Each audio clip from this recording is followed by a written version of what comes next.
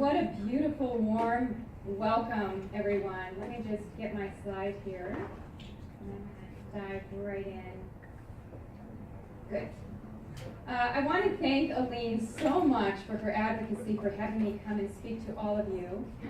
Some of you don't know this, but I was born and raised in Chicago, so for me it's like coming home. It's like sweet home Chicago, and I'm really glad to be here. Every time I get back, it's almost like my biorhythm just syncs up to the time zone. Even though I live on the West Coast, I come here and I just wake up, and it's just with my mom and dad. I'm very lucky to have both of them still living, and they're with me in the back of the room. And I know that they don't want to be called out or anything, but that's them. And what Aline didn't mention to you as well is I've done so much study about nutrition and really have plunged in over the years that I've gotten a little bit artistic and creative with it, because I kind of feel like that's the other end of the spectrum. I really want to dive into color and how we can most help people.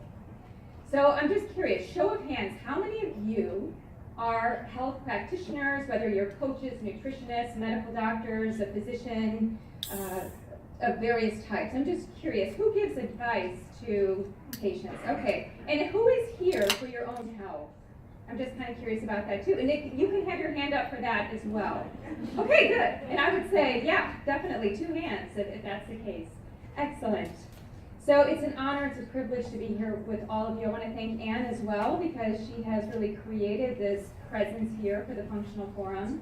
And I have to tell you that I've been lecturing around the world, as Aline mentioned, for many years. And whenever I'd come to my hometown, I always felt like, where are the functional medicine people?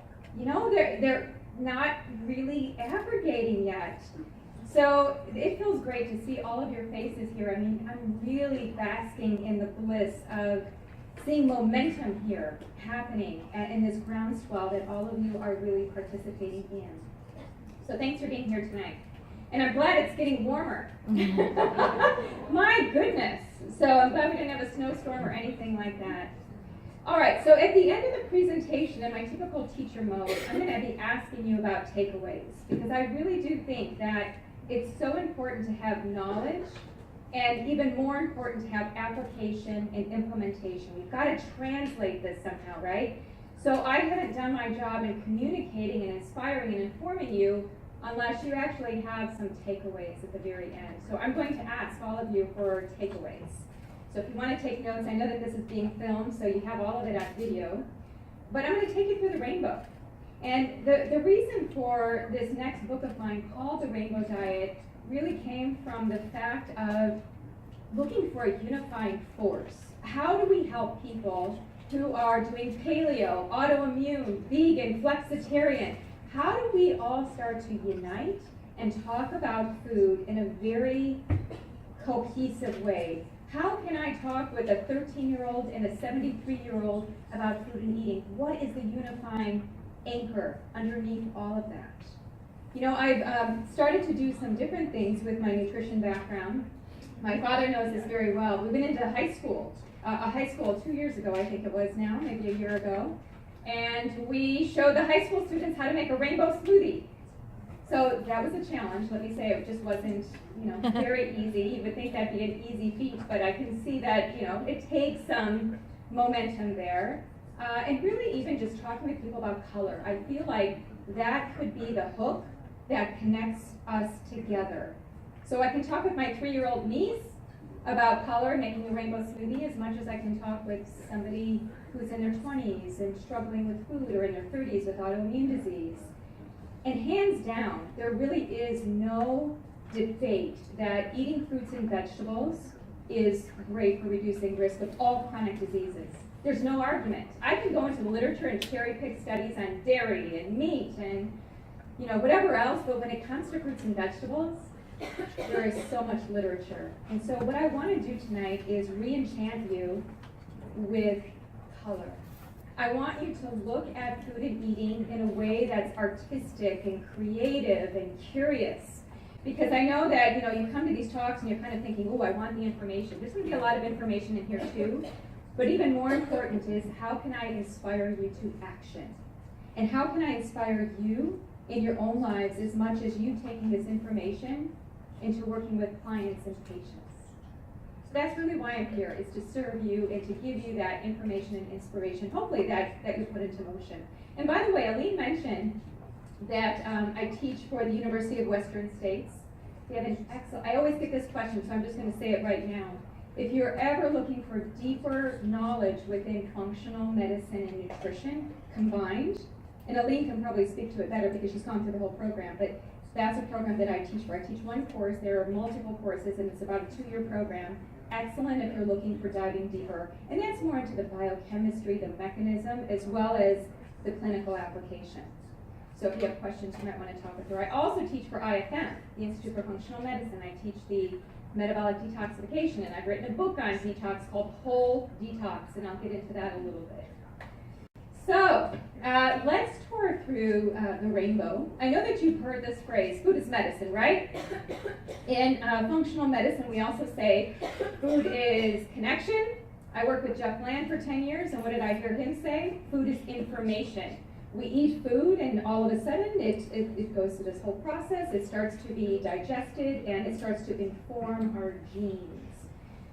So as I think deeply about nutrition in different ways than probably I did starting out when I did 20 plus years ago. And I really do think about it. I don't know if it's just food is medicine, and I'm not even sure about that word medicine. I'd like for us to find something that really connects to the heart more than probably even the mind. How do we bring those two things together? And so I put a little bit of different verbiage before that and said colorful foods are the best medicine. And I don't mean that, by the way. I know I get all kinds of comments from people where they say, oh, you mean Skittles or M&Ms, or they make all kinds of jokes with me. So probably I could go back to that and say colorful whole plant-based foods are the best medicine. And it's not that I'm not into eating meat or don't advocate that for certain patients, but what I really think can be very essential is that all of us need to in some way be eating a lot of these phytonutrients. That was my initial master's degree research, looking at carotenoids, and also my research with Jeff Bland when we were looking at what we call selective kinase response modulators, these things in plants that do multiple things. I mean, plants are so intelligent. And they have this relation, if we have a relationship with them in a respectful way and honor really smart combinations of things, they can do wonderful things within our body. They don't tend to turn things off and on, they tend to modulate, and that's the key, modulation. They're adaptogenic. They meet us where we are at and what we most need. So, most of us are consuming what I call, and I see this, whenever I'm traveling, I'm looking at menus, and especially the breakfast menu. What's with that? All the brown, yellow, and white foods. You think of bacon and ready-to-eat cereal and pancakes and waffles. And, for some time I started to work with patients in more of a group setting.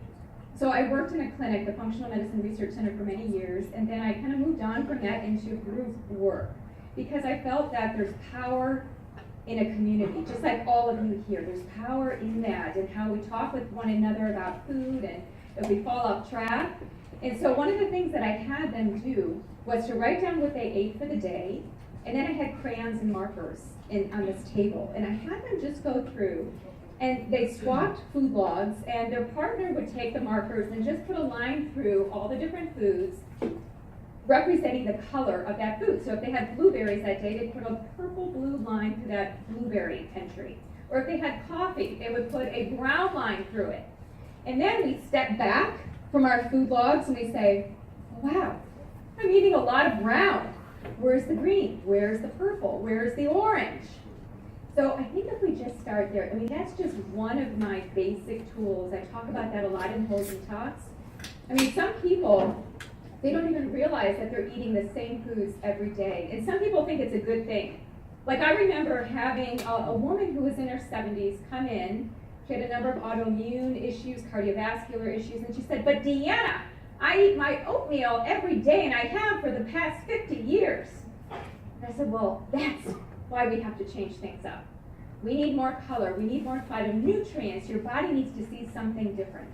And in fact, if you look at the literature on food diversity, plants work best when we have a variety of different ones coming in. Even children When you feed them at a very young age a variety of different foods, they have less chance of allergy and immune issues as they become adults.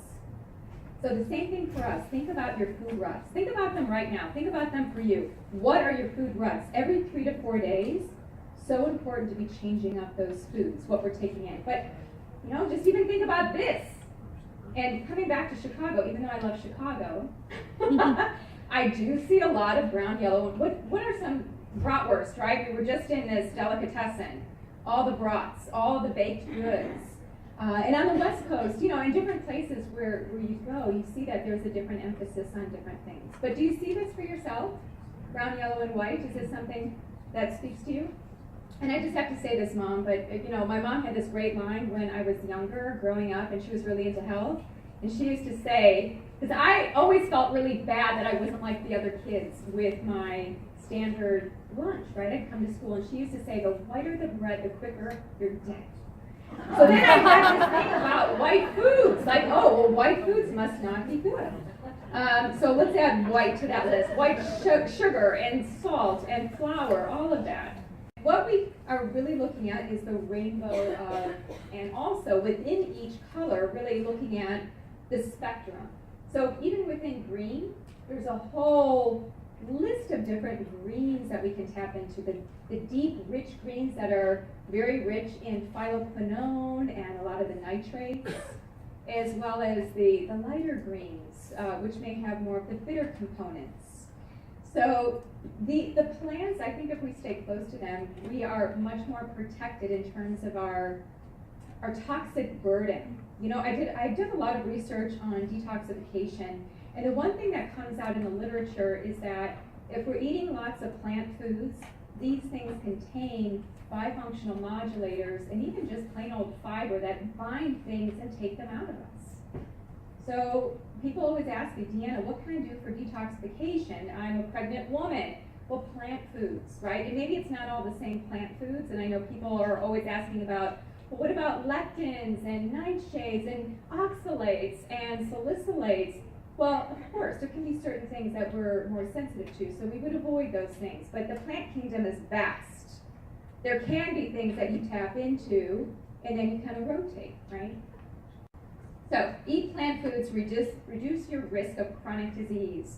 So these are just some of the different conditions that are associated with, if we're eating more plant foods, we have reduced risk of these things. And the list goes on. I mean, look at some of these things. These are diseases, I think Jeff Bland would call these lifestyle-induced diseases. These are modern-day diseases that are connected to not having a good, healthy diet and also not moving, not sleeping right, stress levels are high. One of the ways that we can enter in is through plant foods. So, as I mentioned, plants I see as the ultimate unifier, no matter our eating style, which is a great clinical pearl for some of you who are seeing clients. And if you're trying to figure out, how do I make this work? I've got this patient coming to me for this dietary approach, and then this one, and how do I work with all the different IFM food plans? One of the things that I did was I worked with a team with IFM to really carve out the phytonutrient suite. So use that. They have great tools. They have that shopping list. They have the list of all the different colors, the colored foods in the different categories. You have that at your fingertips if you are a member of IFM. We put in a lot of work. There's even a comprehensive guide that you can use with patients. And this is really great to talk about plants for people that are following the standard American diet. You just start with color, really basic. So we're eating a universe. It's pretty fantastic to think that with every mouthful, in fact, the beautiful food that you had tonight, I saw a lot of color, I saw a lot of fruits and vegetables. You just ate thousands of different plant compounds that are having effects in your body right now. And not all of these things have calories, and they still have effects. I think that I was talking with my mom today about how we're witnessing the dispelling of dietary dogma. It's no longer that your genes are your destiny. It's no longer that we have to focus on calories. I mean, in the 21st century, we are really witnessing a lot of change and overhaul in nutritional thinking and the paradigm. So phytonutrients, I feel, have been the underdog. It's carbohydrate, fat, and protein that are like the three musketeers. They've always had a lot of attention in nutrition. But the phytonutrients, not so much. And I think we're going to see some shifts in the 21st century as it relates to research. So it's not just fruits and vegetables, but there are many different food categories where you can find plant compounds, of course. And in fact, one of the ones that I like the most is this last category here, herbs and spices. I mean, think of the Mediterranean diet. The Mediterranean diet is the most well-studied diet on the planet, really. If you go to PubMed and you just key in diet and you're looking for which is most well-researched and most beneficial, it's the Mediterranean diet. And if you've ever traveled to any of the 16 countries in the Mediterranean, they all eat a little bit differently. But there is a unifying factor, and one of those unifying factors is spices. There's a great book, by the way. It's by an East Indian researcher at the University of Texas. Agarwal is his last name. And the name of the book is called Healing Spices. Wonderful. Do you know this book? Love it, because it's medicinal and culinary, and it's combined into one book. Really nice. So you've got a pharmacy in your kitchen already. It's your spice rack. So look, I mean, even when I was starting out, I would go to people's homes and I'd look at how they were eating. What was the situation? Were there spices near the stovetop where it was really warm and you get a lot of degradation of spices? Were they replacing their spices?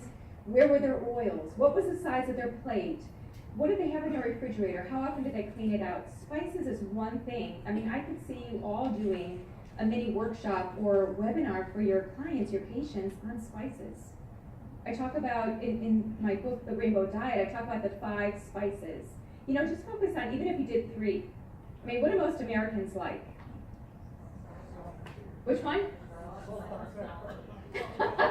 Black pepper is one of the top ones that people like, and of course we know that black pepper helps to potentiate curcumin, which is in turmeric, so that's a great one. Cinnamon is something that Americans love, and what is cinnamon? It's an insulin sensitizer. It's really great. So if we can just incorporate more spices, if fruits and vegetables are a challenge, what I would say is let's just edge out there then with some of the spices, even if we don't feel comfortable with herbs. Spices, I think, first and foremost, and make sure that you've got really good quality spices. This is where I would invest my dollars, because you want glass jars, because they've shown in studies that the plastic, even in spices, and they've also looked at, you know, the chicken that is kept in plastic bags, that you do see migration of the plasticizers from the plastic into the meat of the chicken or even into the spices. And be really diligent about the spice companies. I can talk more about that in the Q&A, but if you think about a lot of the different spices, a lot of them are roots, and roots grow in the ground, and what happens is you start to take on a lot of the heavy metals and a lot of the different contaminants that are in the soil. So really important to have a good quality spice brand. All right, so I do believe that, I talk about this in the Rainbow Diet a bit, that every food has its own signature. Every food is unique. And so if I think of the rainbow and just really moving along this trajectory, thinking first and foremost at the root. So is the food from a plant or is it from an animal? That's usually where a lot of us have our opinions very strong as it relates to food, right? We eat certain protein sources. It's almost like protein defines us. So that's first and foremost, we start there. And then we move along this into macronutrients. Protein, carbohydrate, and fat. What is the ratio? How do those things play out in the food? I think a lot of nutrition has stopped here. We haven't gone as deep into the other things. We've stopped here. And I could say that just from my 20-year trajectory looking at a lot of the research. We get really hung up on high fat, low fat, high protein, low protein. It's just, I feel like it's just a tug of war. And I feel like we're kind of going through these cycles where we just revisit these things and the pendulum swings back. And again, if we go with looking at a deeper, a broader spectrum as it relates to food, then I think we get into the greater complexity that it carries. So the next one is micronutrients. I'm actually teaching a course on this. This is not a plug or anything. I just want to tell you that I feel so strongly about this. I worked in the supplement industry for 10 years. I worked in the food industry for 3 years. a large food industry whose products I don't even eat, but still I wanted to understand how they think. So I've taken the food in all of my nutrition training and then looked at supplements and brought them together, and this is the course I'll be teaching over 16 weeks. Because I don't feel that people really understand how to use supplements, number one, first and foremost, and surely they don't understand how to couple them together, and furthermore, they don't know how to apply that to chronic disease and conditions. I think a lot of people are trying lots of different things and not very evidence-based, and we can get toxicities as much as we can have deficiencies with nutrients. So I feel really strongly about that one. Phytonutrients, as we move along what this whole talk is going to be about, of course. Chemosensory, this is a very new area of nutrition, which is about taste. And I'm sure that you already know this, but we taste beyond our tongues. So it came from the University of Washington, Dr. David Cummings, showing that there are numerous bitter taste receptors throughout the body. In the small intestine, in the reproductive tract, in the brain, in the airway tract. Essentially, our body is one big tasting organism. In the skin, we have receptors for cortisol. So we're constantly keying into things at the receptor level.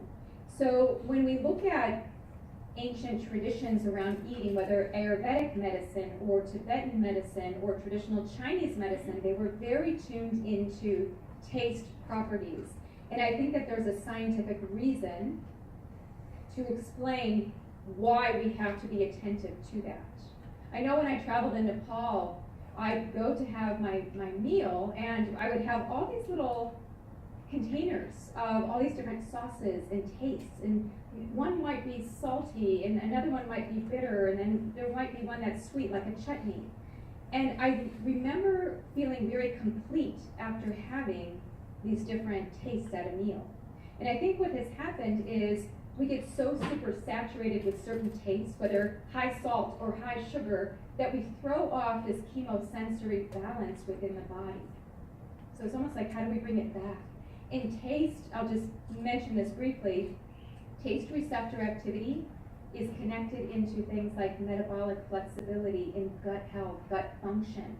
It determines peristalsis. So if you see Swedish bitters at the apothecary, that bitter taste is being really tasted not just on the tongue, but in the small intestine. You're stimulating parietal cells to release acid. So I know I spent a lot of time on this, but I'm hoping to see more in the way of research on chemosensory. They've also been looking into a fat tasting sensor in the body. I think it really goes beyond what we even think that our body is tapping into. Now, the next one is probably a favorite of some of you, psychoactive effects. So this whole thing, in fact, I could do a whole talk next time on food and mood. This is one of my areas of specialty, in which what I have seen in the literature is the more that people eat fruits and vegetables and things that have these phytonutrients, the more that their mood is impacted. These are neuroprotective, and they're also neural signaling agents. For example, one of the things that I saw not too long ago was that bananas have high amounts of dopamine, especially the middle of the core of the banana, plantains even more. Melatonin you can find in foods. You can find so many mood modulating agents in these plant foods. So what really drives people to action? It's their emotions. And so if their mood is off, their emotions are off, and so then their behavior and their food choices might be off. And so one of the ways to get them back on track, feeling good, and this is how I can always tell if somebody is not eating fruits and vegetables and lots of color, is they're moody, they're irritable, they're depressed, they're anxious, they don't have really that, just a flowing mood where they're happy and curious and creative. There really is literature. I'm going to show you some of that studies on that. The last one is more the subtle energy of food. And I'm going to take you through that a bit because I have a device with me that I recently purchased which taps into taking photonic measurements, using light to assess the light and the frequency of foods in order to get an assessment of nutrient density. Going finer and finer with food. It's not just all the macros. There's something very subtle about different foods and what they present to us. Can you imagine walking into the store and having your iPhone or your smartphone of some sort, and you're scanning the foods for the highest nutrient-dense apple, right? Because you want the best apple possible. Why just have a random pick? I mean, right now what I do is I smell, I touch, I look. You know, we have to engage all of our senses, but it'd be kind of neat to have a device that could essentially the nutrient density from the phytonutrients, and most of those phytonutrients are right at the level of the skin. So with light projecting onto that food, you can get an assessment of that. So I find that that's very exciting. So nutriepigenomics, the role of nutrition, we're constantly changing. You know, our DNA is like a canvas, and our foods are like the paint. Our choices are like the paint. And so we're all born with a certain canvas. We might have a certain size, we might have certain dimensions. We've got that canvas, so that doesn't change, which is why I find it so important to actually get our genes and know your genes, know your ancestral genes, know your drug and disease risk genes. Get that information, and then start to play and color and use these different lifestyle choices to see different expressions. I came up with a longer name, phytoepigenomics, the influence of phytonutrients on our epigenome, because that's really what I've been looking into for these past years. You know, one of the other things that we need to start looking at in nutrition is food omics. What about the genetics of food? And I know that some of us feel very impassioned about genetically modified organisms and whether or not we really want that in our food supply. But the more that we understand the genetics of food, whether or not it's GMO, as it meets our own genetics, and how that's constantly changing. You know, we're never the same person day after day, even moment to moment, quite honestly, which is why personalized nutrition is really where we have to go as a functional medicine group and profession. So this article came out in 2013 talking about personalized nutrition, that eventually what we're going to have is a database of all the different phytonutrients and how they profile into certain chronic diseases, and then how do we match them to individual patients. This is still, I would say, in the works. It's not yet finessed. You know, the best we have are a lot of the clinical protocols that we have with supplements, which are isolated levels of these different phytonutrients, but I think that we're going to get there. Now, I mention this almost every talk because I want some app developer to take this idea and run with it, but there is a concept out there in the research called phytochemical index, PI. So you all know about glycemic index. The more the glycemic impact, the greater the glycemic index number, right? And that's not a good thing. We don't want the glycemic index to be high. Phytochemical index, the higher it is in phytonutrients. So we want that to be high. So there are now a number of great studies looking at the connection of phytochemical index with obesity, with cancer, with inflammation, so many of these different things showing an impact. So this is one way to standardize, because we can just say fruits and vegetables, but it's kind of generic. But what if we wanted to make it a little bit more tailored? We could start talking and measuring phytochemical index. This is the device I'm speaking of, the SIO. You can go online. I just got through charging it, so this is the charger for it. I'll do a little demo when we're done because I actually have to show you. My mom bought for me today, I think it's 4 different apples, 2 that are organic and 2 that are conventional. And so what I can do is just Bluetooth this to my iPhone and measure the Brix. Brix is a measure of nutrient density. So I'll do a little demo of that after the talk. I think it's very, so this was about $325, something in that neighborhood. It's still very limited, it's still in development. And perhaps, you know, I also like to acknowledge the intuitive part of eating and people connecting into their bodies. But this is kind of neat, I think, in terms of looking at nutrient density, because you and I have so many questions about foods that we don't have in studies. And how do we test it just right there and then? Wouldn't we want to know which egg, is organic truly better?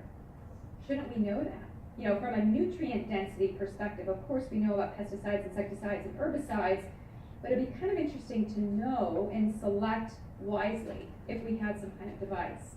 So yeah, I'm still the scientist at heart. I haven't lost that. And I monitor a lot of these different technologies. And I like this as well because they have they're doing different things. So you can also measure body composition with that little scanner. So body comp, and then they have different categories of food. So phytochemicals versus macronutrients, phytochemicals play a lot of roles in the body. They're functional, they're structural. So one of the things I like about blueberries is that a lot of those blue-purple pigments play not just structural roles in the brain, they're functional. So in other words, if we weren't eating blue-purple, we would not have all the benefits of learning and memory that they provide. They're functional. And I'm going to talk about the ovaries as well and beta-carotene and how beta-carotene is integral for ovulation. So what about infertility and the rising rates of infertility? Is there a connection with beta-carotene, which is connected to progesterone levels? So there's something to be said about, it's not just that these colors look pretty, they have a number of different functions that I don't believe that we're even close to understanding. We're just starting to see some of this emerge in the literature. So we all know this is probably the most trite thing that we hear is to eat more fruits and vegetables.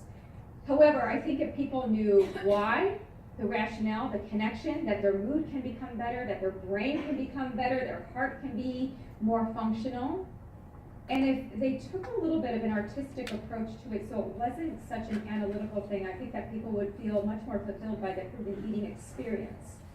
There was a study back in 2009 in which they surveyed people and they found that 8 out of 10 people have a phytonutrient gap.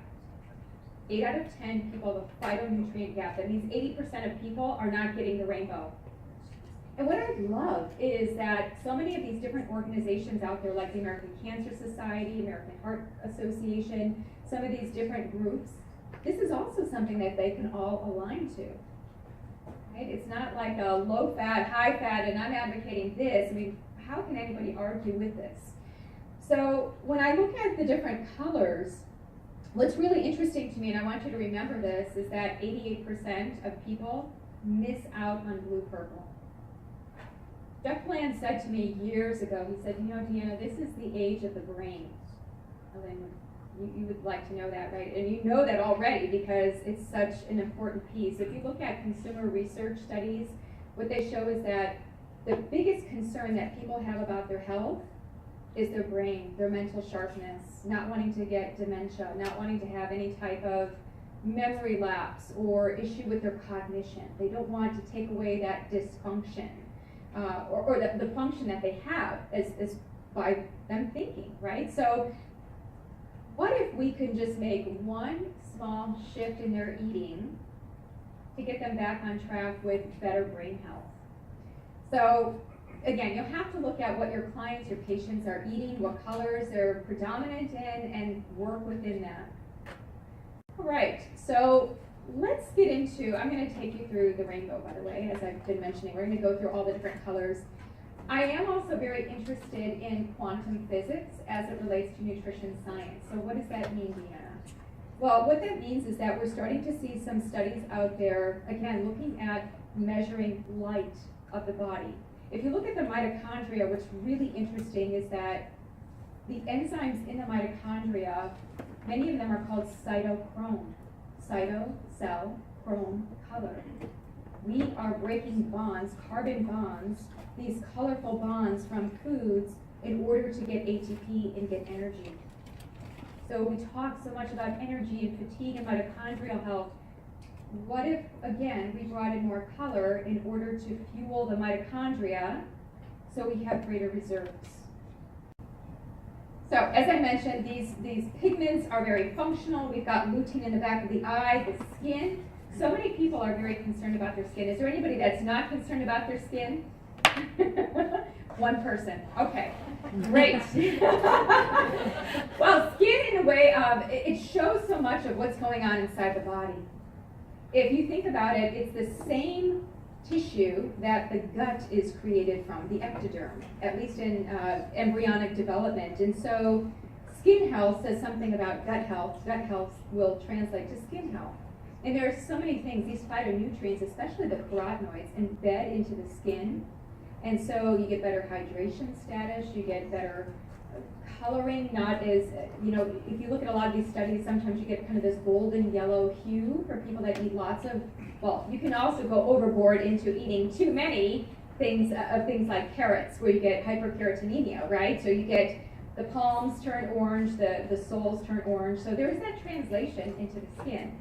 It's also very protective. If you look at some of the studies out there, and this is an interesting one, looking at the different colors and how it relates to cardiometabolic risk, essentially showing in this group of people, and this is fascinating to me, that red and purple fruits and vegetables were more correlated with what? Lower body weight and lower abdominal fat gain, whereas yellow, green, and white fruits and vegetables were related to lipids, reducing lipids. So again, if we're only eating certain types, certain colors, we may only have certain effects of those colors. We don't have the broad effects that we require. This was a study looking at white plant foods, and the way that they defined white was by the flesh. So an apple or a pear, the quercetin, you think of all of the bioflavonoids and the different things there. Higher intakes of white fruits and vegetables was inversely associated with incident stroke. So including more of those fruits and vegetables being really important. And think about people that have SNPs and PI1 and a lot of the other stroke connecting SNPs. I think stroke is one of the very debilitating issues that our society has at the forefront, right? Because it's affecting brain function, it can affect mobility. So again, by bringing in some of these white plant foods. Orange fruits and vegetables, and I'm kind of skipping around first just to show you that there are some studies that are exploring color and function. So this was a very large study, over 20,000 men and women. Every 25 gram per day increase in the intake of deep orange fruits and vegetables was inversely associated with coronary heart disease. There was a little bit of, and carrots especially, were associated with a 32% lower risk of coronary heart disease. So getting that beta carotene. There was also this study looking at cancer, and this is the other, I think, concern that people have. Total high intake of fruits and vegetables associated with reduced risk of cancer, and especially certain colors. Green fruits and vegetables and white fruits and vegetables were protective for both men and women. Red and purple was protective for women, not necessarily for men, looking at certain cancers. There is also some debate around the too much in the way of antioxidants moving the cancer along its path and growth.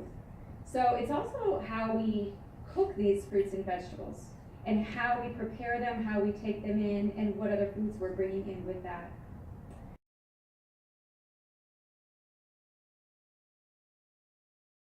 All right, I'm going to ask you your favorite color as we go through. So how many of you like the color red? Anybody? Wow. When I looked into the psychology of red, red is an interesting color. Red connects into reaction. It's a survival color. It can be a color that connects to anger as much as it can connect to passion. And so it evokes a response. So is there any, I don't think that there's any accident that a stop sign is red.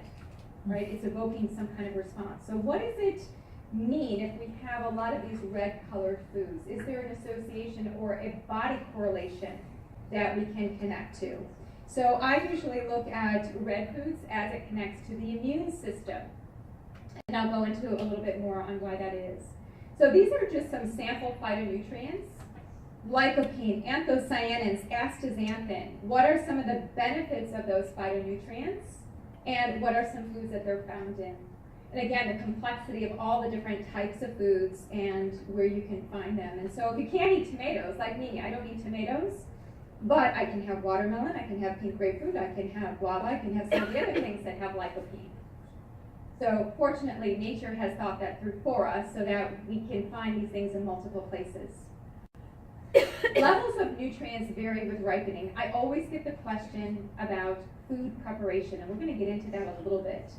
This was an interesting study, a very recent study just from last year, showing that when you ripen tomatoes and allow them to get a little bit more soft and a little bit more sweet, they have greater levels of carotenoids and even alpha-tocopherol, so vitamin E. And so that's interesting to know, right? That if we have something that's a little bit more ripe, at least tomatoes, we get the mature production of some of the main phytonutrients that are helpful for the body for oxidative stress. Tomato juice. We were just talking about this before I came on about how, is it okay to have B8 or juice, tomato juice? Is that okay? What do we think about that? I always just personally prefer the whole food, but if we can make juices or smoothies with the whole food matrix, I also think that that can be okay, depending on how we're using it. And is it in a mixed meal, or is it coupled with protein or with fat? So tomato juice consumption reduces inflammation in people that are overweight and have too much inflammation. Strawberries, another great red food.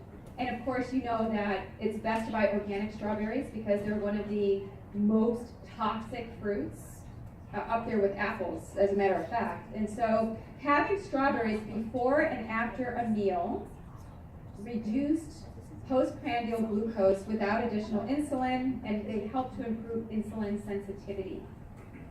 It's so key. I want to write a book called Eating Smarter, or how to eat smart, how to put foods together in certain ways, how to couple them, when do you eat them. It's not just what we eat, but it's when we eat it, how we couple that into a meal.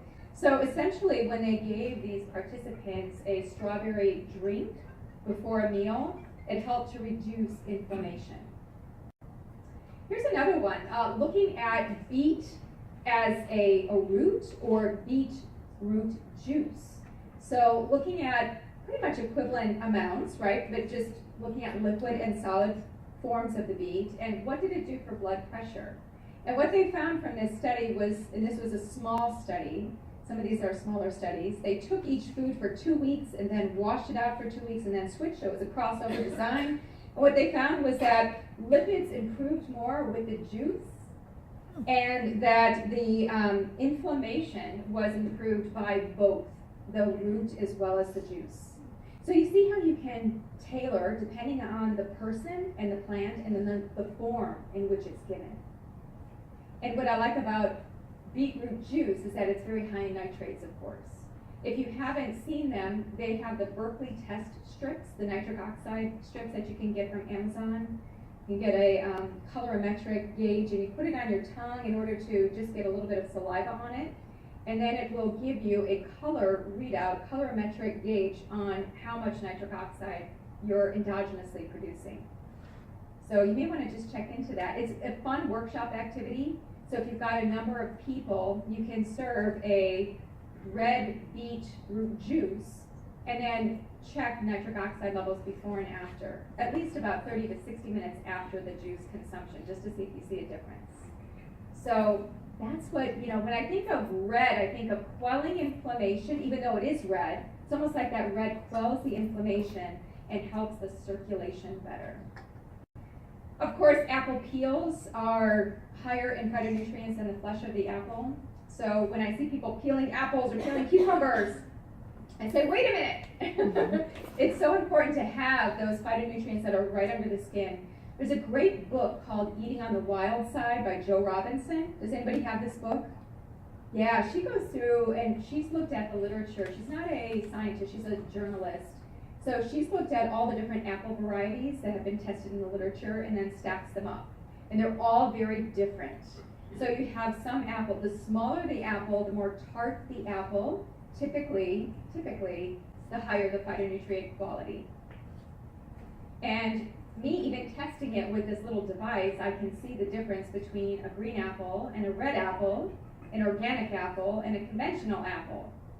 So keep that in mind too. So this is taken from her work, and as you can see, the higher the number, the greater the phytonutrients. So Gala apples are the highest, followed by Granny Smith, Fuji. But of course, you can imagine that the growing and the seasonal crop could vary, which is why I do think it's important to have something that assesses nutrient density at your fingertips rather than rely on literature, which is more static. Prostate health and lycopene. Numerous studies on really seeing reduction of prostate cancer, reducing risk for that. And don't forget, with a lot of these foods, these carotenoids, they need fat. They need lipid of some type to be absorbed. So my whole master's thesis at the University of Illinois was on carotenoids and making sure that if you have it in the form of paste, tomato paste, which is one of the best forms, it's more concentrated, and then you couple that with some kind of fat, of course. Again, looking at reducing inflammation, there are a number of studies. I'm really just showcasing to you the tip of the iceberg studies to indicate that there has been extensive research done in these areas. Greater intakes of lycopene have been associated with increased cardiovascular health. This was in a very large study, and it was a prospective study, which is a stronger study design, and essentially, again, seeing better cardiovascular health in women and reducing inflammation. So you might even be asking, well, Deanna, does that mean that if I take a supplement of lycopene, that could help? And I do think the answer is yes, that if we have that lycopene, and you get about 6 milligrams of lycopene in an average tomato, and usually the efficacious dose is between 10 to 20 milligrams, so you can gauge from there. So if you love tomatoes, that's great. I'd rather you have the whole food rather than the supplement. But if you're like me, where you can't do everything in a tomato, you may want to think about something like a lycopene. And I would never just do one carotenoid. Carotenoids work like a team. They need each other. So I would have mixed carotenoids in a dietary supplement. Berries, ellagic acid, you typically see that in a number of detoxification type products. And I'm a huge fan of berries because there's so much literature on them. So red raspberry, which contains ellagic acid, can help with reducing DNA damage. So that's, you see that pretty much in the literature, a number of these different studies. So what you're going to find in a dietary supplement is ellagic acid. What you would see in whole food, red raspberry, you have lower amounts, but you can have a complex variety of different phytonutrients in that berry. Okay, red. So that was red foods, just kind of touring you through some of the red foods. And again, go to the IFM checklist of foods, because if a patient has this shopping list of foods, it'll be top of mind. What are some of the red foods? Because maybe they're in a rut and they're always doing raspberries or they're always doing tomatoes, and they're not really getting the complexity of the different ones. How many of you like the color orange? Anybody? You're really happy about orange. I never used to like orange. In fact, I have my wardrobe arranged according to the color of the rainbow, and I always avoided orange. Maybe because I have kind of orangey hair, and it was just such a, I don't know what it was, but it was interesting because I would paint in orange. It had to come out somewhere, I guess, and it was never an intellectual thing. It's like orange had to make its way into my life in another way. The way that I connect orange in the rainbow diet is that it's the color of creativity and playfulness. So if you think of creativity as a metaphor, it translates into the body as reproductive health. So carotenoids, how do they help us? So beta carotene is usually what we think of, and this is what turns things like carrots orange, is that particular carotenoid, but there are many others. And then bioflavonoids, I'm putting into the orange category because you tend to find bioflavonoids in citrus, things like oranges. And whenever you buy a vitamin C supplement, make sure it has bioflavonoids, because that's how vitamin C works best. If you look at nature, nature works as a team, as a community. These nutrients don't work as well in isolation as they do within a more complex array. So bioflavonoids together with vitamin C, and in fact, even in Europe, in some of the pharmacies in Germany and in France, they have specific bioflavonoid containing products for things like varicose veins or helping with capillary function. So these things strengthen, they create more flow and durability in the body as well. So carotenoids have been identified in ovarian tissue. This was a study with 100 women. 14 different carotenoids were identified in the ovaries. So when I'm working with somebody who has fertility issues, what color am I looking for? Orange. Where is her orange? And also for men, it helps with preventing oxidative stress in the sperm. So there's something very protective about this color orange in general. And even if you look at the animal kingdom, when guppies or certain birds are ready to mate, they bring those orange carotenoids up to the surface because they're very bright. And so that's kind of like a mating call. So isn't it kind of neat how nature works with these color signatures that we see through plants? The menstrual cycle, if you look at women and their menstrual cycle, I found this very fascinating. And this comes from a study that was published in 2016. They measured antioxidants 5 to 8 times throughout the course of their day. Beta-carotene converts to vitamin A, and alpha-tocopherol, which is vitamin E, were associated with higher estradiol. So at certain times of the cycle, the body naturally, whether it's absorbing more or whether you get more in the bloodstream in order to circulate to certain places, these things are just naturally higher. Ascorbic acid, vitamin C, was associated with higher progesterone, which I thought was interesting. So, you know, think about it. All of you as practitioners, when you have your patients go and get labs done, especially hormones or cortisol or insulin, oftentimes it's a snapshot. We're not looking at the greater context of a person and how everything is woven together. So sometimes I feel like it's a limited value. Never to hang your hat just solely on that lab. We have to look broader into the genes, into what they're doing in their lives, and patch it together into a tapestry. Because, I mean, even for women, whether or not they're premenopausal, postmenopausal, they still have cycles. They still have different levels of hormones in their blood, which can have impacts on triglycerides, on insulin, on the whole web. So that makes a big difference. And you should call the lab that you work with, whether it's Genova, Doctor's Data, whatever lab, and you should ask them specific to the test that you're asking for and requesting, what time of the cycle that needs to be assessed. You can imagine you do the NutriVal at a certain time of the month, you can get a completely different value. You do it on day 19 versus day 2 of the month. So keep that in mind. I think that that's something that people have overlooked. Also, as I was mentioning, shorter time to pregnancy for women if they have greater levels of different antioxidants. Again, these things are protective, and especially I'm calling out the beta-carotene here, which was also emphasized in this study. Now I think this is interesting, especially me being perimenopausal. I'm looking at all that literature. What else can I do? So when we look at this study, pretty, you know, not bad, over 1,000 premenopausal women followed for 12.5 years.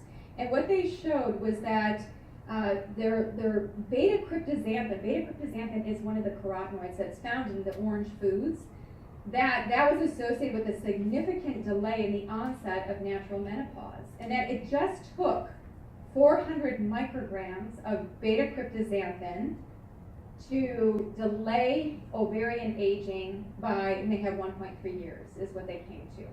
So, you know, is more better? Can that help even more? You know, I'm thinking about it all for women all throughout the life cycle, all throughout the lifespan, really making sure even preteens, you know, thinking of all the changes in hormones, making sure that they get the orange compounds for that reason. So I had one of my students go in and look at the highest carotenoid containing foods. This is where you can get the biggest nutrient bang for your buck. So if we look at carrots, and now dehydrated carrots, 1 cup, are clearly the highest when it comes to carotenoids. Are there carrot chips? I'm sure that, you know, there are carrot chips on the market, but people can just dehydrate their own if they can. You know, if you have to have a dehydrator, of course, but that definitely, carrots will be an excellent source of getting in these natural orange carotenoids. So, and look at, and you're probably thinking, well, wait a minute, Deanna, a lot of these aren't orange. But if you think of the plant foods and what happens, especially in autumn or in seasonal change, you start to see the chlorophyll starts to break down and you start to see the colors underneath that. So even green foods like kale will contain some of these orange compounds. You just don't see them, but they're there. So don't forget the fat with carotenoids. Really important for absorption. Papaya. If you have patients that can do papaya, 3 times greater bioavailability of beta carotene. How many people think of papaya for beta carotene? Usually they think of carrots. So again, getting variety. If it's in season, papaya is not always in season, and so you want to pay attention to that.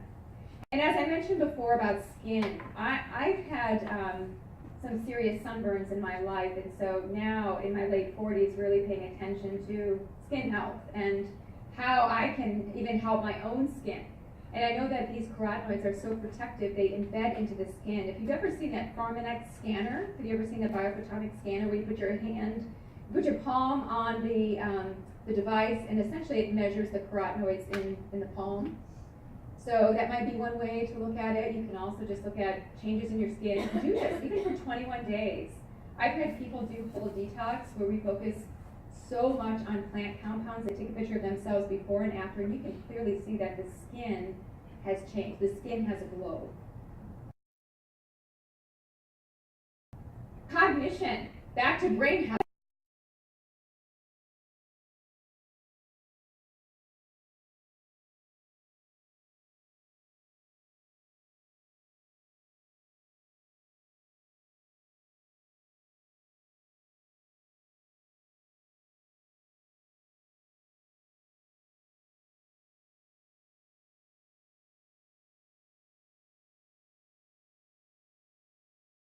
I have found, however, that some people are becoming more sensitive to it. Kind of an odd sensitivity, but again, they're doing so much on a daily basis, several grams. It may be not. I have this clinical, there's nothing in science to suggest this. This is just a clinical pearl that was passed on to me by one of my mentors, and she's a botanist. And one of the things that she said was, you even need to change your supplement pattern. So if you are doing turmeric on a regular basis in a supplement, 3 weeks on, 1 week off. Then back to 3 weeks on, 1 week off. Give yourself that break.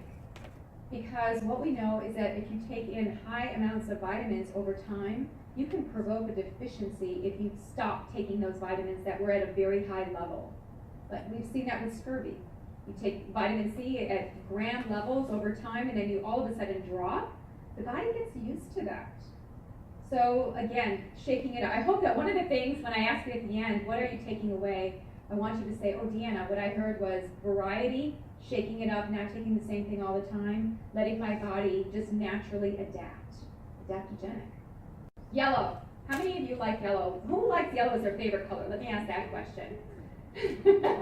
There was a study done in Manchester, England, that showed that people who like the color yellow tended to be the healthiest and happiest people. So there you go. And they showed all the different colors and how it was correlated to health. But there's something about yellow and health. I don't know if it's correlated to the sun, feeling radiant, feeling energized, not sure what it is. But I associate it in the rainbow diet with digestion. So think of digestion itself. We think of bile, yellow. Liver, just the whole lipids I think of when I'm in this space. I'm thinking of churning and acid and juices flowing.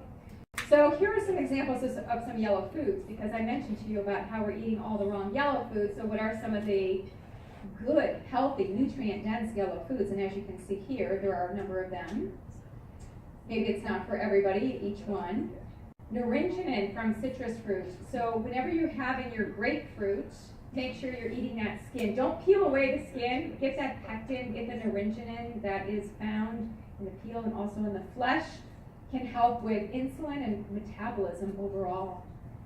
Purple potatoes, you have those in Chicago, don't you? If you go to Whole Foods or some specialty markets. Of course, you know that purple potatoes are better than the yellow potatoes. Here's where I'm booting out the yellow and showing that there would be a better choice. And so just if you have patients who want to have potatoes, and they can have potatoes, the low glycemic, high phytonutrient purple potatoes would be a really nice option. Have you heard of this concept called beiging? This is a relatively new concept just within the past 2 years. And what this means is that we have white adipose tissue and brown adipose tissue. And we can, through certain phytonutrients, take white adipose tissue and modulate it and make it almost beige, which is why it's called beiging, and more or less start to convert it into more of the brown, more metabolically active adipose tissue. So there are certain phytonutrients that do that. So that's worthwhile to know. I've written a blog on this where we went into the research on all the different phytonutrients that are responsible for that beiging process. So cinnamon is great for that. It's also, as I mentioned before, an insulin sensitizer, and resveratrol. Honey. Don't you always get this question, what sweetener should I be eating? What should I be including? You know, I see it as a spectrum. And so one of my favorites on this, my favorite part of the spectrum would be honey. And maybe it has something to do with the fact that I was attacked by a swarm of bees one summer, and I almost became like this bee woman. And I was stung. I went to the emergency room. I took a bunch of anti-inflammatory botanicals, quelled the inflammation. But you know, in Spider-Man, when the Spider-Man gets bit by the spider and becomes like this really, you know, just has these, he's keyed into different things. I just went crazy with all things bee. And I started monitoring the literature. I started looking into royal jelly and bee pollen and honey, and I started eating these foods. In fact, I was doing so much bee pollen, I noticed I started to become I was becoming aggressive. Like, what's going on? So then I look into bee pollen, and I noticed that it's very high in chrysin. You know what chrysin is? It's an aromatase inhibitor, which means that my estrogen was being converted to testosterone. So there's no accident that bees are very aggressive, very assertive, and when we take in those foods, we can also have a lot of these effects. Royal jelly is very high in methylating factors, very high in B vitamins, and in fact, the queen becomes a queen bee because she has the royal jelly. Those B vitamins turn her into the queen, which I always love that story because it's kind of like nutrition can really change us. We know that. So oftentimes I'll tell patients the story of bees and all these bee products and how they're so good for us. So I'm partial to honey, and I love local honey, raw honey. You have to be careful for some people with immune compromised conditions. But essentially, some really neat research showing that honey can protect against pesticide-induced DNA damage. Very, you know, there's something medicinal about it, and even diabetics, if you look at the research, can benefit from honey inclusion in their diets. Can actually favorably impact insulin sensitivity. So there's something there about honey and all the different actives that are within the honey itself. It's not just the sweetener. It's almost like oils. When you get an oil, like an olive oil, make sure it's a little bit cloudy, because that cloudiness is not that it's dirty, but that it's full of phytonutrients that haven't been filtered out. So typically I like to buy unfiltered oils. I like my oils to be cloudy because then I know I'm getting the actives. I'm not just getting the fatty acids, which my body can make anyway, especially the olive oil ones and the coconut oil ones. So I like to get some of the more unprocessed products. So this is just another study looking at the honey, as I mentioned, helping with, as you can see here, inhibits and repairs pesticide damage from glyphosate. Glyphosate, right? Roundup. Royal jelly protecting against radiation. So these bees they're, as you can see, I do watch and monitor this research on PubMed. I find it really fascinating. If you can stomach royal jelly, has anybody tried royal jelly? I'm just curious. Yeah, it's kind of, what do you think? You like it? Well, I have one that's mixed. It's natural beekeepers, and it has the royal jelly, the honey, and then the little crunchy things. The bee pollen, probably, yeah, right? Bee pollen. Mm-hmm. So it being mixed together is colorful, but having it separate. Yeah, I'd rather just take a B vitamin. But if you look at Asian cultures, they have royal jelly as their vitality elixir. You know, and perhaps that's connected to simply the vitamins that are in it, but I think it's more, I think there are so many things in those products we don't even realize. So I listed some phytochemicals here, lutein and zeaxanthin, which are in the back of the eye, help us with reducing our risk for age-related macular degeneration. And one of my colleagues in functional medicine is an ophthalmologist, and he talks about how the eye is one of the fastest sensors of metabolic changes in the body. And I hope that one day we have do we have any ophthalmologists here? That would be wonderful, because we can look at nutrients in the eye, omega-3s in the eye. I mean, vision and the eye health is so much correlated. I mean, even think of when we have vitamin A deficiency, what happens? Our vision is impaired. We can go blind. So our eye is such a very sensitive tissue of nutrient status. So I put here for you some of the sources of lutein. I know many of you are in love with kale, but there are other sources of lutein. So look at parsley. I think parsley is the next kale.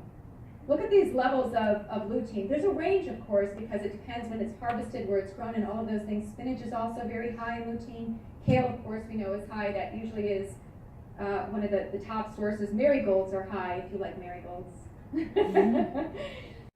You know, one of the things that I'm working on right now, and I just have to mention this to you as a segue, is nutrition physical exam. How do you do that? This is the lost art of nutritional medicine. You find this in textbooks. You look at somebody's arms, their skin, their lips. Do they have cracked lips? What about their eye health, the color of the conjunctiva? What about the quality of their hair, their hearing, the earwax, the nail bed? All of these things are prompting us and telling us something about nutrients in the body. So I'm working together with Dr. Michael Stone, who you probably know because he's on faculty for IFM. He is really the guru of all things nutrition physical exam. We're putting together an app on this right now. Actually, Metagenics is at the helm of putting this project together with IFM, having Dr. Michael Stone. I'm going this week to Fort Lauderdale to do a number of these nutrition physical exams. We're collecting lots of photos and really priming the app and getting it ready. Be on the lookout for this. And do we have a Metagenics person here, right? They're all in Florida right now, Oh, but because- this okay. meal is sponsored by Metagenics. Ask those folks when they get back, because they will have had the nutrition physical exam on them, maybe by me, or who knows. We have a couple of clinicians doing it. Oh, that's nice to know. Did you all know that they sponsored this event and they supplied the food? So that's great. So keep on the lookout for their nutrition physical exam app. You're going to be able to look up things like cracked nails, white chips on nails, chelosis, glossitis. Maybe the tongue has a certain pattern. You're going to be able to tap into that. So for all of you as nutritionists, where you can't prescribe, but you really want to talk more about nutrition and nutrients, this is one great way that you can access so much information. This information is in textbooks from the 1940s. I think this is really phenomenal to resurrect and to get it into your hands, to empower. You can even do this in a virtual consult. Just by looking at people, and people, this is what they notice first thing in the morning. Their skin tone, their hair texture, their changes in their nails, if their nails are cracking. So I think it's exciting. Traditional Chinese medicine doctors are already doing that. That's part of what they do as part of their intake. Although the Western way of doing it is a little bit different. So there's a different read in TCM versus the Western, and that makes sense. It would be nice eventually to have the TCM woven into the nutrition physical exam. I'm married to an acupuncturist, so I'm very sensitive to making sure we honor those ancient traditions, which are incredible that they've withstood the test of time. So lutein, as I mentioned, with eye health, zeaxanthin. Red bell pepper is actually a really good source of zeaxanthin. You need a little bit of zeaxanthin together with your lutein if you do take a supplement. And if you look at lutein, what else it's good for? Breast health, skin health in general, just overall. It's obviously good for the eyes, as I've been speaking to. This study was looking at taking an oral lutein supplement, 6 milligrams, and just a little bit of zeaxanthin for 8 weeks. And these women noted that they had better hydration of the skin. I just noticed that, I don't know, my skin feels better when I'm eating better, especially lots of leafy greens and things that are high in lutein. Green, how many of you like green? Love green, that's my favorite color. And if you look at nature, look at the preponderance of green foods. It's almost like nature wants to ensure that we eat green. We do not have a shortage of green. Green in the rainbow diet is connected to the heart. Why is that? Because these green foods contain different nutrients that are good for cardiovascular health. In fact, vitamin K, I believe, is the next vitamin D. They work hand in hand. If you do take a vitamin D supplement, you should be taking it together with vitamin K. In fact, you should be taking kind of a triangle of different things there. Maybe the calcium together with the vitamin D if you need calcium, and with the vitamin K to help the utilization of calcium. So look at, there's no shortage of green foods. So, and there are lots of different phytochemicals here. I mean, even down to chlorophyll. One of the things that I get from patients is they say, Deanna, I'm so tired of drinking water. And I say, go to the health food store and buy some liquid chlorophyll. It's so green, it's black. And you just put a little bit in your water. It's a deodorizer. There are some deodorants that will use chlorophyll. It binds. It binds heterocycloamines and a lot of carcinogens. So you just put a little in your water and you drink it throughout the day. It's tasteless. So you won't even know. It'll just look pretty. So chlorophyll is very potent. Phytomethylators, you know that methylating agents, B vitamins, choline, and a number of the others are found in green vegetables. So if you crave, look at what you crave. What is your body signaling that you most need? So higher consumption of a lot of these phytochemical-rich food, a lot of the greens, are correlated with reduced, in this study, insulin resistance. In fact, an increase of just a little bit more than 1 serving a day of green leafy vegetables was correlated with a reduced incidence of type 2 diabetes. Nitrates, I really want you to get those Berkeley test strips. Check into them. It's very inexpensive and it's a great demo on how much nitric oxide somebody has endogenously. So here's a little cheat sheet for you on which foods contain the most nitrate. Now, I always mention, as much as I can remember to, chew your green smoothies. Why? Why would I say that? What was that? Yes, partly the digestion, and the salivary bacteria are busy converting those nitrates into nitrites and does a lot of the work so then the rest of the body can convert into nitric oxide. So if you don't spend an appreciable amount of time in the mouth, then you don't get proper conversion into nitric oxide. So take advantage of that salivary bacteria. Keep it in the mouth. Chew the smoothies. And it's also, just from what I remember from grad school, the hypothalamus registers our chews. And the more that we occlude and we have our teeth on top of each other as we're chewing, this promotes cognition. There are some studies on occlusion, proper occlusion of the mouth, the teeth, and cognition. Dr. Mary Ellen Chalmers, who is a dentist that I teach with for IFM, keyed me into that because I didn't know. But if you start looking at the literature, you're going to find some really nice studies on that. So chewing, do not be drinking all the time our nutrition. We need to get away. I know that the smoothie culture is a good thing, but it's also, I think we're missing the chemosensory properties of taste and also of the chewing. All right, so maybe one of you are going to say at the end that that's your takeaway. 1 serving of high nitrate vegetables like spinach results in more nitric oxide production than what your body can produce on its own, which really speaks to the importance of these green vegetables. So having them with vitamin C can also potentiate the nitric oxide. Cruciferous vegetables, I can't speak enough about cruciferous vegetables. Let me just give you a quick tip on cooking broccoli. 1 minute, 30 seconds. 1 minute, 30 seconds for cooking. You know when broccoli becomes that bright green? That's the time to be eating broccoli. And that work was done from Dr. Johanna Lampe at Fred Hutchinson Cancer Research Center. She presented at IFM Symposium in 2010 and spoke to some of the cooking and preparation of maximizing detoxification compounds in cruciferous vegetables. Chlorophyll, I've already mentioned, helping to reduce DNA damage. Chlorella, a lot of these green foods, if you can't eat the green vegetables, get a green supplement of some type. I don't tend to do grasses, but I do think that spirulina, chlorella, these types can be very good and very complete nutrition. Now here's one tip. Spirulina, if you don't have a good supply of it, it can lead to microbial overgrowth. Just the spirulina itself, a lot of these green food products can have microorganism overgrowth. So check with the suppliers, whoever you get it from, to be sure that it's a good source and that it's not contaminated. There are certain markers that they can look for in that. Avocados. Love avocados. Half of an avocado with a burger can blunt any kind of inflammation that results from eating that burger by itself. And look at this, you know, the banana usually gets a lot of the praise when it comes to potassium, but if you ate one whole avocado, you would have double the amount of potassium that you would have in a banana. And folate, you would get a lot of monounsaturated fat, you get more fiber than some people have in a whole day if you just ate one avocado.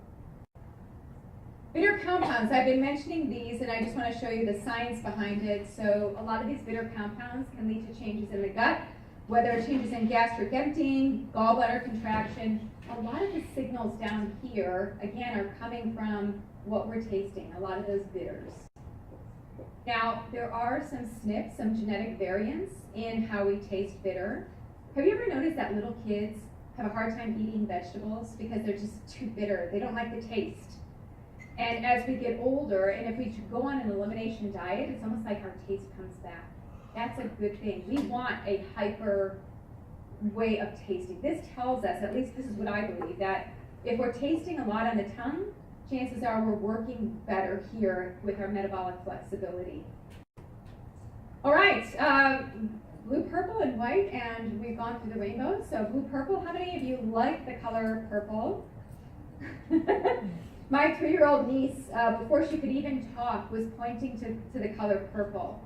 And then the moment she could talk, she would say purple. And she loved that color purple. She would love to wear purple. I mean, some of us just inherently like certain colors.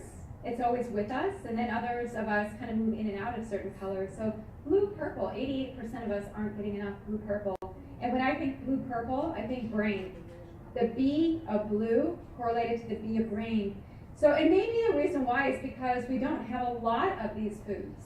So when they come up in the grocery store to select them, purple cauliflower, purple cabbage, purple kale, purple potatoes, as I mentioned. Make those purple choices whenever you can. They're going to be more expensive usually, but the nutrient density is greater. Look at this, purple carrots contain more than 2 times greater the amount of carotenes than their orange counterparts. So you're getting your money's worth, and it looks nice too. Purple grape juice. I'm doing a whole webinar on blue-purple foods in the brain this coming Friday, where I'm going to take you through some of the science on blue-purple in the brain. Purple grape juice. All the different juices have different effects. So I mentioned tomato juice. Purple grape juice is excellent for cognition. There are some studies on that. And of course, blueberries. I'm sure you've seen the press releases on that. And how much in the way of blueberries do people need per day to help with learning and memory? It's about a scant handful of blueberries per day. It's not that much. And the more wild and small that they are, again, you don't want the plump blueberries because those are more filled with sugar. You want the skin. So the smaller they are, the better. So berry phytochemicals, there is a connection with reducing cancer risks, helping to preserve the DNA, and a number of other effects they help to increase BDNF, which is the neuronal growth factor within the brain. Blackberries as well. Now here's another tip. Optimally ripe and overripe blackberries contain higher amounts of sugar. You know that because they taste more sugary. But what is also important to note is that some of the phytonutrients also go up with more ripening. So with blackberries, 1 cup of blackberries gives a substantial amount of fiber. If you think of all of the little skins on all of the little parts of the blackberry, I think you get like 8 grams of fiber in 1 cup of blackberries, which is a significant amount. All right, and we'll close on white foods. White is cleansing, detoxifying. And these are some of the white foods that I talk about within Whole Detox. So you can choose which ones you like. And, you know, again, there aren't a lot of good, healthy white foods either. So fermented foods, I'm thinking about sauerkraut here, I'm thinking about cabbages, onions, garlic. So with fermented foods, what we see is that there is some essentially we get the generation of something called NRF2 in the body. Jeff Bland has always said to me, he said, Deanna, if anybody can do anything beneficial to promote production in the body, it would be to increase NRF2, because NRF2 leads to increased expression of detoxification enzymes and antioxidant response. So it's protective, and the body is creating its own enzymes. Coconut oil. Let me just tell you, I do think that we're getting a little carried away with coconut. Do you think? I mean, it's full of so many good things. We see coconut milk, but now I'm getting people saying to me, oh, but Deanna, it's coconut sugar. So isn't that good because it's from coconut? And I say, no, sugar is sugar is sugar. There's a spectrum, but still, just because it's from coconut doesn't mean that we need to have more of it. So I do think that coconut is good, but I also like for people to rotate coconut in and out, and not all genotypes do well with coconut too. So I'm going to leave you with some pearls here. I'm thinking of you as clinicians, and again, how you inspire. And I'm going to ask you for your takeaways too. How do you know if you have enough phytonutrients? You can create for your patients a rainbow food tracker, something very easy. I'm right now working on an app to help people to track their colors, so that they can take pictures of their food, their meals, and then they can just tabulate quickly, because I think a lot of the pen and paper tests are becoming very outdated. People don't use them consistently, and I'm trying to keep up with technology. There are also lab markers that you can look at. So you can look at markers of aging. These are more indirect, but they can tell you something about inflammation. And if you have high inflammation, to me it tells me you have low phytonutrient reserves. Looking at oxidative stress, if that is low, then it's telling me you have adequate phytonutrient reserves. And then some of these others as well, I think again are more indirect. We don't have any perfect test for phytonutrients. So here are some of my favorite ways. After looking at all the literature, and I kind of feel like, my goodness, I went through all these years of study, and now I'm reducing everything that I think is really important into 5 slides. Variety. Variety is the spice of life. I hope that you take that away from tonight.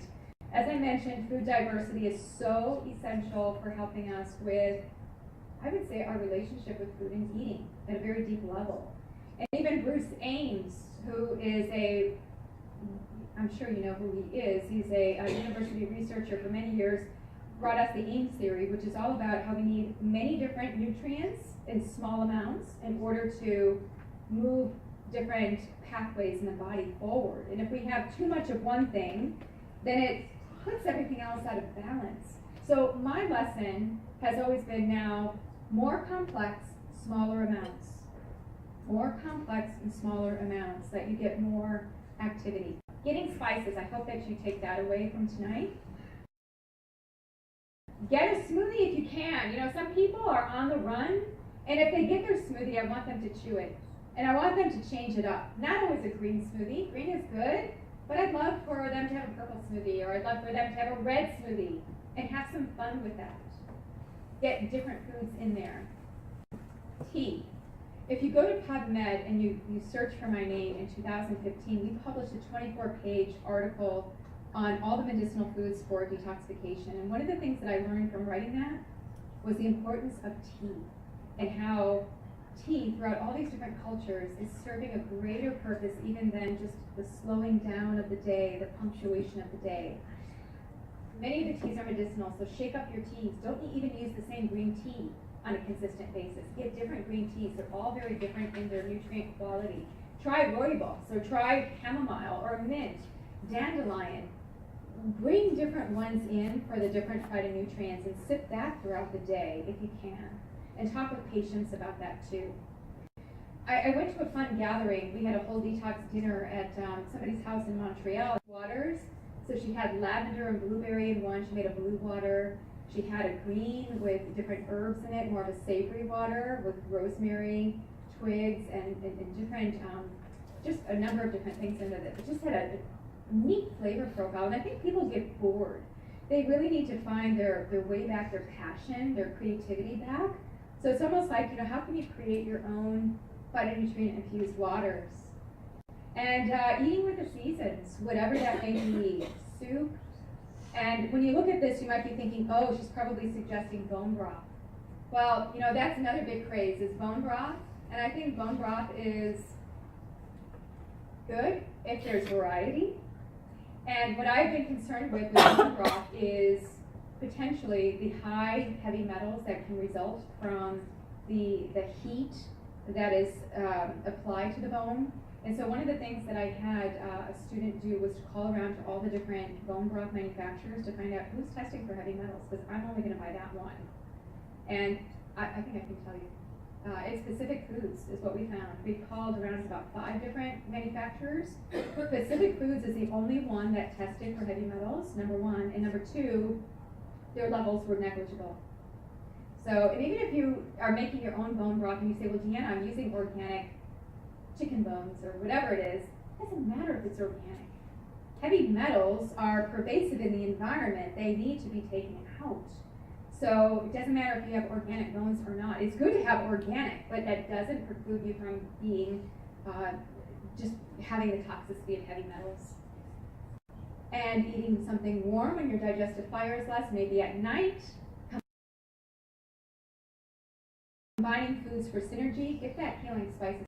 And find your tribe. You know, so many people can't make the shift to more fruits and vegetables because they don't have a tribe that supports them. So you've got your tribe here. Hopefully you've got your Facebook group.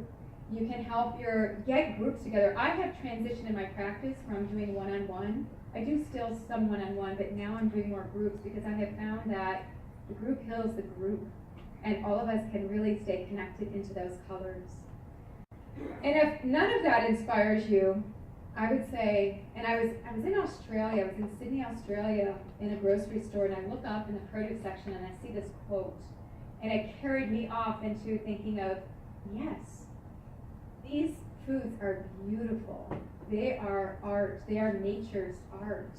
And to really look at it with that perspective can change our whole world view into eating. So eat the rainbow. Eat the rainbow. Did everybody get? If you didn't get it, you can get it on your way out. I have the chart for you with all of the different colors, the body systems, and the foods. And I want to ask about your 3 takeaways. So what are you going to take away, either for yourself or for people around you that you work with? It could be very small. It can be something that you just got reminded of during this talk. But you can just raise your hand and maybe let's just go through a couple. Yes? Smaller amounts but more variety. Smaller amounts but more variety. Yes, you said that so succinctly. That's excellent. Absolutely. Anybody else? Maybe in the middle. Yes? Chewing food leads to better cognition, absolutely. And, you know, I even looked at some of the studies on chewing gum and how chewing gum can help people. I mean, if you think of it, gargling helps the vagus nerve. It helps with parasympathetic and sympathetic balance. So there's a lot that's happening in our oral cavity. So chewing properly, go to a biological dentist if you don't have one. Go to somebody who understands how to work with the materials in the mouth so that they're not toxic, and get teeth fixed. I think it's so important for cognition, for digestion. I mean, really, our mouth is our gateway. Thank you, that's great. I'm glad that you remembered that. Anybody else? Don't be afraid to experiment with colors. And how might you do that? How might you do that with your patients? Show them the chart.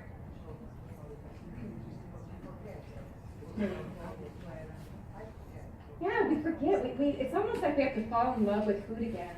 And look what is most popular on Instagram and social media, at least within my friend circles, it's food dishes. Everybody wants to take a picture of their foods and how they look, their meals, and how dynamic and beautiful they are. So yeah, I mean, we can engage our patients even in that way to help remind them. Any last one? Yes? I teach cooking classes, and that's how I cook, and that's how I teach. But we can come to confuse people because I love food and I love color. Ah. It's just so amazing to hear that whatever I feel actually has scientific Yes. Good for you. I don't know if everybody heard what you said. She likes cooking. She loves food. Everything that she's been teaching over all these years has come true. Like in terms of science, it validates what she has known intuitively. And thank you for mentioning that. We never want to let go of our inner instinct and intuition around food and eating and what's best for our bodies. I think many people go on the outside looking for that diet. I call it the SOS, shiny object syndrome. It's like, what's the next diet? Because I did this one, I'm going to do this one, and now Deanna's got a rainbow diet. Actually, my book is not a diet book, I'm warning you. I'm not going to tell you how to eat. I'm only going to guide you with looking at food in a very creative way. I'm done being the nutrition police. You know, I've been the best of my mom and dad, really into nutrition and very structured, but I found that only works for certain people and it doesn't work for most people. Most people are just in analysis paralysis and they really want to have that re-enchantment with eating in their bodies and not have so much hatred for themselves and their body image, but to really be in love with food and who they are. So thank you. Intuition, let's not lose sight of that, even though I show you studies. I don't want us to lose sight of that. Thank you. It's expressing your creativity, absolutely. When people say to me, oh, I'm not an artist, I say, everybody's an artist. You're making food. That is one example of a palette. That plate is like a canvas. Thank you so much. And Anne, I'm not sure if we have any time for questions or... We do. We do. Okay, so you guide us in terms of just letting us know on time. Got about 10 minutes. Oh my.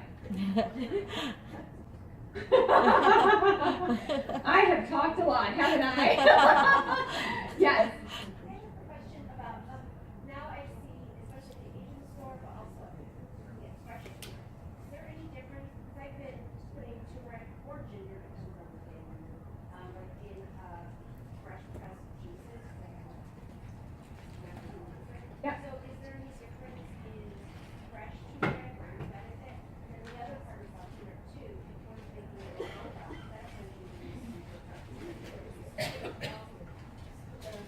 spice so would it benefit to adding turmeric to your bone broth to potentially help with any metals and recommendations in the bone?